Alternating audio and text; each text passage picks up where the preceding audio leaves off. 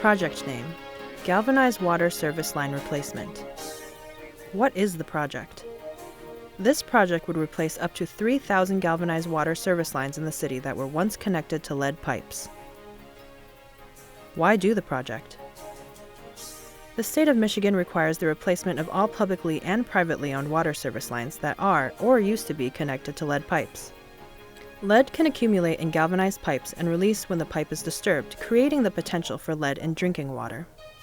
Lead in drinking water is a serious public health threat, especially to children.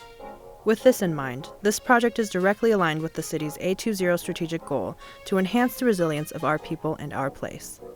The city has already been working on this issue and executing a 20-year plan to replace all the lines.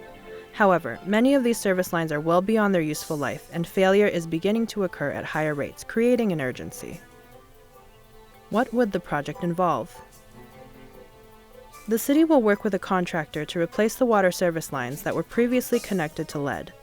The work would include new pipe installation from the water main or curb, through the wall and into the home to the water meter or the first shutoff valve. Excavation may be necessary, which will include limited restoration as needed. How do the American Rescue Plan funds help? The American Rescue Plan funds will enable the city to address the urgency and replace at a much faster rate than we could otherwise, providing swift public health protection to the community.